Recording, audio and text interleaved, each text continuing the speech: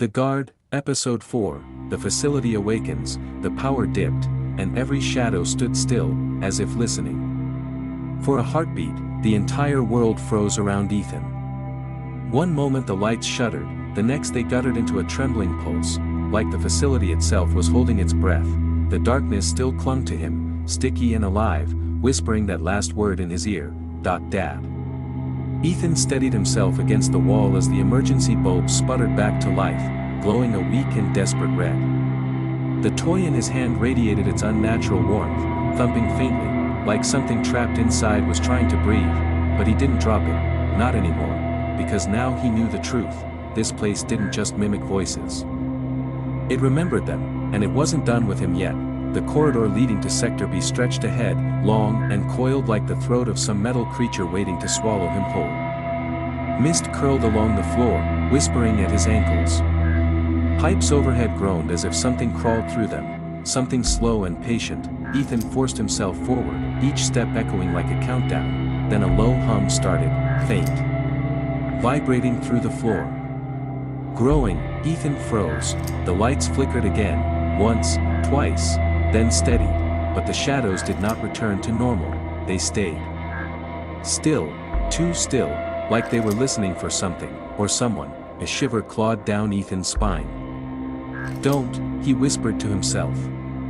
"Don't stop moving now." He continued down the corridor, his boots splashing through the thin water on the floor. The hum beneath him intensified, rising from the earth like a pulse. Suddenly, Vroom, a blast of hot air surged from the vents beside him, slamming against the walls. The red lights blinked into a deeper crimson, painting the corridor like a living wound. A voice crackled through the intercom, broken, distorted, metallic. "SEC tone. BCLLS." Then silence. Ethan's breath hitched. His hand brushed the doorframe of Sector B, the main laboratory wing. The automatic doors stood open an inch, trembling as if something behind them had recently passed through. A warm breeze swept out, not comforting, not human, alive. He pushed the doors open. The lab, Sector B, was vast, wider than any part of the facility Ethan had seen before.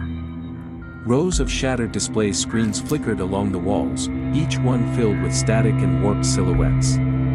Equipment lay overturned. Cabinets hung open. Notes and documents littered the floor like dried leaves after a storm. But at the center of the lab stood something he did not expect, a journal, a small, worn notebook lying on an isolated table, perfectly clean, perfectly untouched by the destruction around it. Ethan approached it slowly, his pulse hammered. His throat closed, because even from a distance, he recognized the handwriting on the cover, his son's name, only, the date beneath it. 3 years after the boy died. Ethan's knees weakened. No, this has to be a trick. He whispered, but something deep in his chest answered, "This place doesn't trick. It reveals." He opened the journal. The first page was blank, the second page held only one sentence, "I'm still here." Ethan's hand trembled violently. The third page, a drawing, crude, childlike, 2 figures holding hands. The larger one was Ethan, the smaller one shaded completely in black, no face, no features, just a silhouette holding his hand too tightly. The 4th page, "He's coming." Ethan snapped the book closed. Behind him, a machine sparked to life, a screen flickered on, showing a hallway camera feed. Another screen came alive, and another. Soon, every monitor in the lab glowed, humming like a choir waking from a dream. He turned slowly. Sector B filled with the electric breath of a beast stretching awake. Then all the screens unified into a single image. Door 7, fully open. The shadows around it swirled like a storm. The sharp sound clanged from somewhere above Ethan. He jerked his head upward. In the rafters, tucked between the support beams, something crawled, slow, deliberate, dragging one hand behind it like a memory refusing to be forgotten. Ethan stepped back. "Stay away from me." The thing paused. The shadows wrapped around it peeled back just enough to show its shape. Not a child, not a person, but something that remembered being both. Its voice slithered from the ceiling, "We've been waiting for you." Ethan stumbled, knocking over a table. Papers scattered like frightened birds. He ran, the red hall, the emergency lights shifted as he entered the next corridor. At first he didn't notice, then his blood iced over. Every red beam was pointing, not randomly, not flickering, but aligning, like laser pointers, all of them shining toward one room, room B9, the same room Ethan had never been able to unlock earlier in his career. The same room no one was allowed to speak about. The lock on B9 slid open by itself, metal grinding, air shifting, the door cracked, Ethan's breath shattered in his chest. No, not that room. But something inside called to him, a soft hum. Like a lullaby sung underwater, he took one step toward the door, the toy in his hand twitched, and whispered, "Don't forget me." Ethan staggered back, dropping it. The toy hit the floor, and rolled, slowly, toward room B9, stopped at the threshold, waiting. Ethan's vision blurred, his heart twisted. "All right," he whispered, voice shaking. "All right.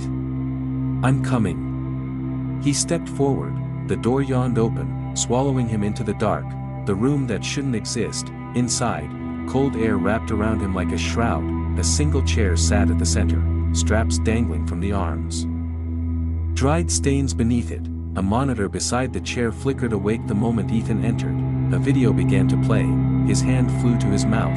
It was him, sitting in the same chair, thrashing, crying, begging, but the timestamp, 2 years ago, he didn't remember this, at all. The video, Ethan screamed, "Please. I'll do anything. Just don't make me forget him again." And from behind the camera, a calm voice answered, "Memories are unstable material, Mr. Hale. Grief is the purest form of energy we've found." Ethan's heart slammed against his ribs, he fell to his knees. No, this can't be real. The lights flickered, footsteps creaked behind him, slow, deliberate. Familiar, Ethan rose, breath shaking, and turned. A figure stood in the doorway, not small, not blurred, not pretending, a silhouette with shoulders broader than a child's, a posture that mirrored Ethan's own, a presence carved from sorrow, and its voice, deep, calm, almost gentle, filled the room. "Are you ready to remember what you did?" Ethan stumbled back. You're not him." The figure tilted its head.